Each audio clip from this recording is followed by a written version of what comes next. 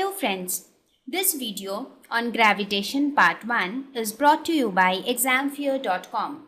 No more fear from exams. Topics which we'll cover in this lesson are introduction, universal law of gravitation, the gravitational constant, acceleration due to gravity of the earth, acceleration due to gravity below and above the surface of the earth, gravitational potential energy, Kepler's laws, escape speed, Earth satellites, energy of an orbiting satellite, geostationary and polar satellites, and weightlessness.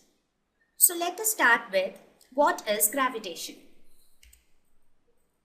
All of us would have observed such phenomenon like an apple falling down the tree to the surface of the ground.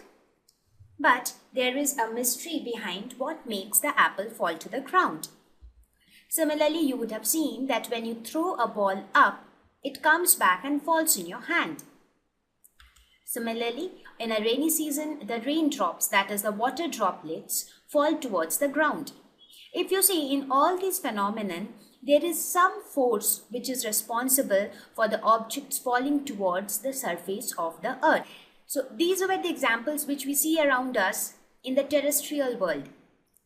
Even if you see in the universe, if you see the planetary motion, there is some force which holds the planets in a particular orbit. We all know that all the planets move in a particular orbit.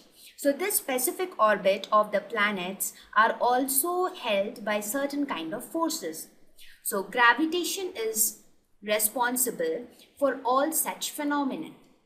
Gravitation is nothing but a force which is exerted by the surface of the earth. So in this chapter, we will study in detail all the principles of gravitation. We'll see how was the law of gravitation brought into the picture of science, and we'll study all the planetary motion as well.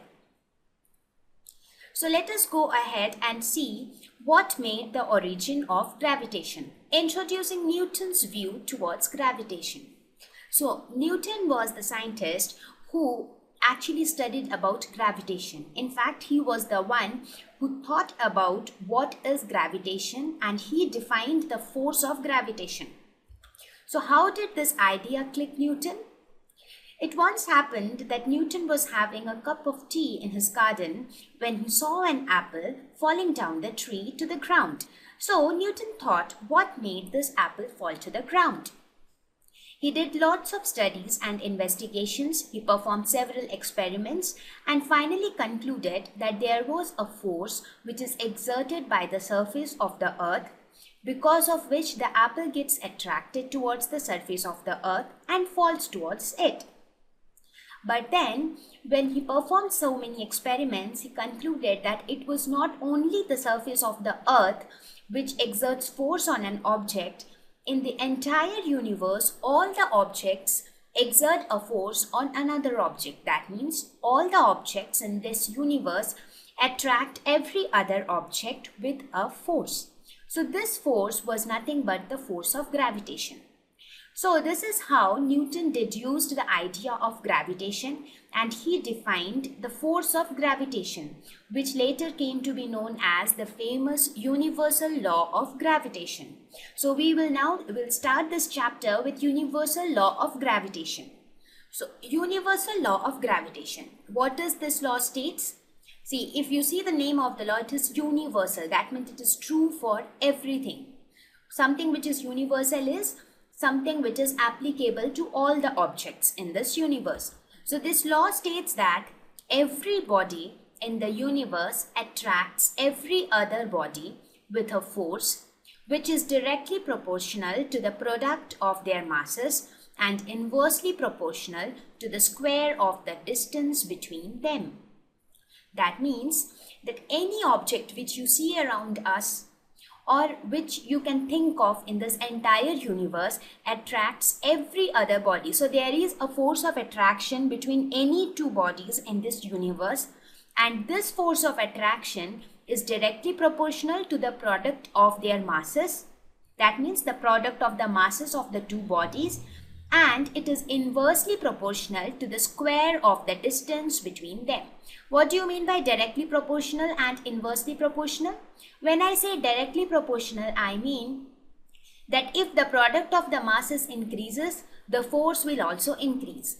When I say inversely proportional, I mean if the square of the distance increases, the force will decrease. That means if two objects are directly proportional, that means the two objects increase or decrease together. Similarly, if two quantities are inversely proportional, that means if one quantity increases, the other quantity decreases. So let us see. Let us suppose we have two objects. Say this is a ball of mass m1 and this is a box of mass m2. Now according to universal law of gravitation, even these two objects tends to attract each other with a force, say F, let that force be F, which is directly proportional to the product of the masses, that is m1, m2, and it is inversely proportional to the square of the distance between them. So we considered m1 and m2 are two masses. Let us suppose the distance between them is r. Then the force of attraction between them is directly proportional to the product of the masses. That means if m1 or m2 increases, this force will also increase. Similarly, it is inversely proportional to the square of the distance. That means closer these two objects come, the force will be more, because as close as they come, the value of r will decrease. Now value of r decreases means the value of F will increase. So this was basically the universal law of gravitation, which was given by Newton, and it holds true universally for all the objects in this universe. Now let us see the mathematical expression for the universal law of gravitation. Just now I told you in the previous slide that the force of gravitation is directly proportional to the product of the masses, that is m1, m2, and it is inversely proportional to the square of the distance between them. Now we know that means from these two we can say that force is directly proportional to m1, m2 divided by r square, correct? Now to convert this proportional to an equality, we need to introduce a constant. That is, we can write this as F is equal to some constant into m1, m2 by r square, right? Now what is this constant? This constant is nothing but capital G, that is the universal gravitational constant. So we say that force is equal to G m1 m2 by r square, where G is known as the universal gravitational constant and it is universally constant, and that means its value, the value of G, remains constant everywhere in this universe. This value will never change.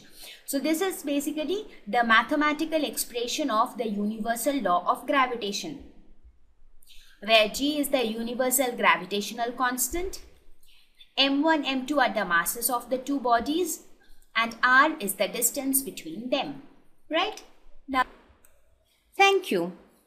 Please visit examfear.com to watch free educational videos, try free online tests, get the best quality study materials, study from the best tutors and mentors, and much more. Thank you once again.